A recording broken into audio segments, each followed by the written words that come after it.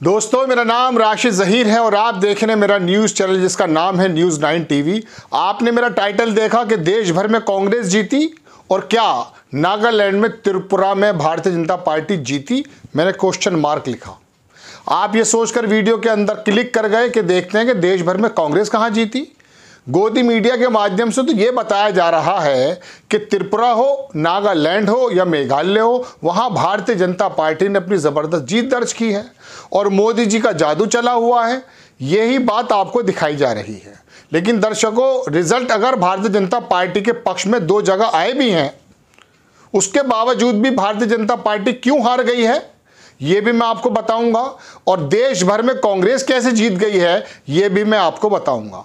बिल्कुल वो बात बताने जा रहा हूं जो गोदी मीडिया आपको नहीं बता रही, बल्कि मोदी जी की बल्ले बल्ले या भारतीय जनता पार्टी की बल्ले बल्ले आपको दिखाई दे रही है, जबकि तस्वीर का दूसरा रुख दूसरा है। आप देखिए दर्शकों, मैं सबसे पहले दिखाता हूं आपको। मैं आपको नागालैंड भी लेकर चलूंगा, त्रिपुरा भी और मेघालय भी, लेकिन उससे पहले मैंने जो ये कहा कि कांग्रेस देश भर में जीती है, इसकी क्या वजह है। भारतीय जनता पार्टी पूना की एक सीट जबरदस्त तरीके से हार गई जो पिछले 28 सालों से भारतीय जनता पार्टी के कब्जे में थी। वहां पर कांग्रेस आई का कैंडिडेट जीत गया। वजह क्या रही? 28 साल से जो सीट महाराष्ट्र के अंदर भारतीय जनता पार्टी के कब्जे में थी और जो सीट एक महिला विधायक वहां डेथ हो गई थी जिसकी वजह से वो खाली हुई थी, वो कौन है? बाल गंगाधर तिलक, उनके परिवार की वो सदस्य थी। सेंटिमेंट्स थे, लेकिन उसके बावजूद भी दूसरे नंबर की लोकसभा की सीटें महाराष्ट्र के अंदर हैं, 48 सीटें।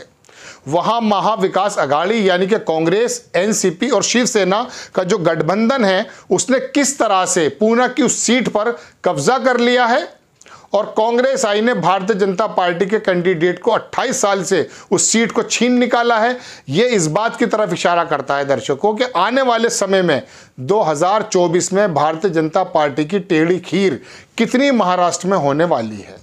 अब उसकी दूसरी सीट भी आ जाइए, एक सीट और है, वो वहां पर भारतीय जनता पार्टी ने जीत ली है। आप देखेंगे स्क्रीन पर कि बाईपोल इलेक्शन 5 राज्यों में उपचुनाव के नतीजे, कस्बा पेठ में कांग्रेस जीती जिसका जिक्र मैंने किया। 27 साल बाद हारी बीजेपी। अब मैं आपको दूसरी बात बताता हूं। चिंचवाड़ करके एक जगह है, वहां भारतीय जनता पार्टी जीत जरूर गई है। महाराष्ट्र की बात कर रहा हूं भाई मैं आपसे। वहां हुआ क्या है दर्शकों? वहां यह हुआ है 12,000 से वहां पर एनसीपी का कैंडिडेट हार गया। महाविकास अघाड़ी के में एनसीपी के वो कब्जे में सीट थी, लेकिन वहां एक बागी उम्मीदवार जो पहले एनसीपी में था अब शिवसेना में आ गया था, वो बागी खड़ा हो गया था, जिसकी वजह से 22,000 वोट शिवसेना के उस बागी विधायक को मिल गई। 55,000 सीटें मिली हैं एनसीपी के कैंडिडेट को। वहां पर कन्फ्लिक्ट ये था कि ये कैंडिडेट पहले एनसीपी में था, अब ये शिवसेना से लड़ गया इंडिपेंडेंट यानी कि बागी हो करके। तो एनसीपी ने कहा कि ये पहले हमारे साथ था, अब इसको हम टिकट नहीं दे सकते, यानी कि अदरवाइज वहां उस कैंडिडेट को अगर टिकट दिया जाता तो वहां भी भारतीय जनता पार्टी हार जाती। चूंकि 67,000 वोटें भारतीय जनता पार्टी को वहां मिली हैं। फडणवीस जी, भारतीय जनता पार्टी ने, मैं जो दूसरी सीट की बात आपसे कर रहा हूं जो भारतीय जनता पार्टी ने से छीन ली गई है, वहां पर बताया जा रहा है कि 100 करोड़ रुपया खर्च हुआ है। कांग्रेस आई का वो कैंडिडेट स्कूटर पर घूम रहा था, और जबकि वहां भारतीय जनता पार्टी का आला कमान लगा हुआ था उस सीट को जीतने में। तो दर्शकों, इस बात का रुझान बिल्कुल साफ आ जाता है कि 2024 में महाराष्ट्र में भारतीय जनता पार्टी का क्या होने वाला है। एक बात, इसी वजह से मैंने कहा कि कांग्रेस जीत गई। अब क्यों? ये तो खाली महाराष्ट्र की बात हो गई। अब आप आ जाइए बंगाल में 30% मुस्लिम है दर्शकों। वहां मुर्शिदाबाद की एक सीट खाली हुई, वहां तृणमूल कांग्रेस के कैंडिडेट को कांग्रेस के कैंडिडेट ने हरा दिया। क्यों?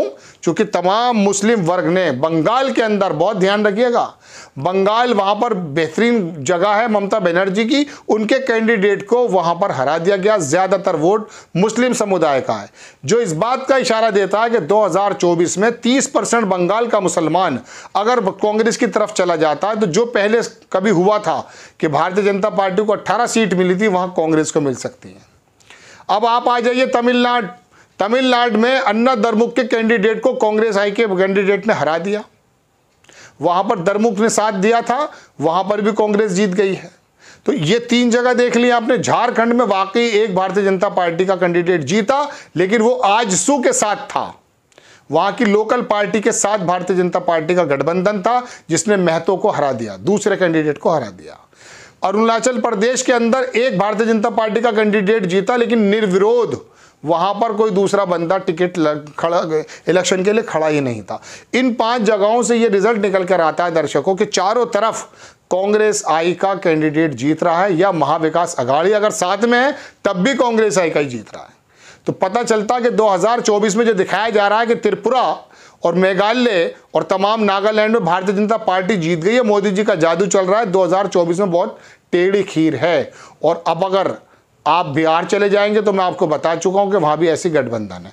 अब मैं आ जाता हूं त्रिपुरा और हाँ, महाराष्ट्र की एक बात मैं और बता देता हूं आपको।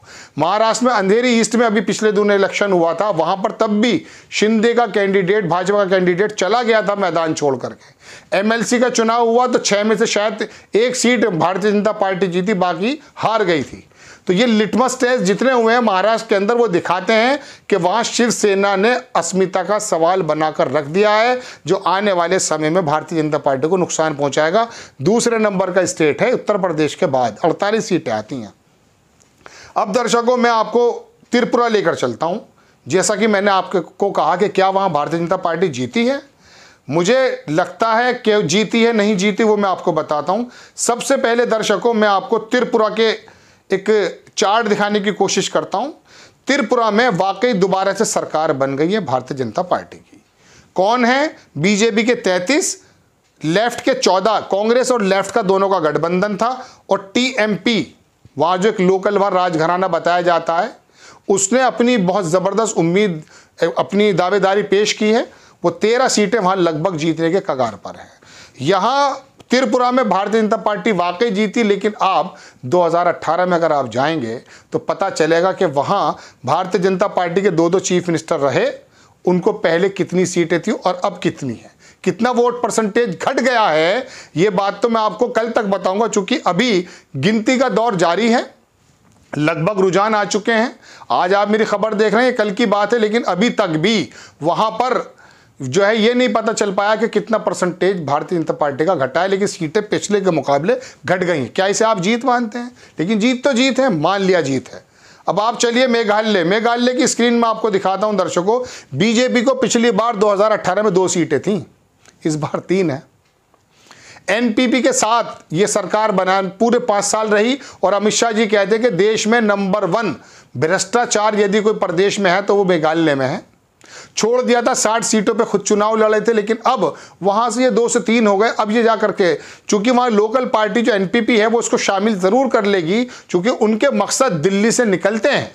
वो नहीं चाहते कि दिल्ली से कुछ जो है पेंच टाइट कर दिए जाएं, और जो काम वो अपने प्रदेश में करना चाहते हैं वो ना हो, इसलिए वो दोबारा शामिल कर सकती है। हो सकता है, बात चल रही है अभी। हालांकि ये जो मैं आपको दिखा रहा हूं, टीएमसी के वहां 5 और 21 अदर, इसके अंदर यूडीएफ एक पार्टी है दर्शकों, उसके 11 कैंडिडेट जीत चुके हैं। वो 11 और एनपीपी 25 अगर मिल जाते हैं तो वहां भारतीय जनता पार्टी की जरूरत नहीं है।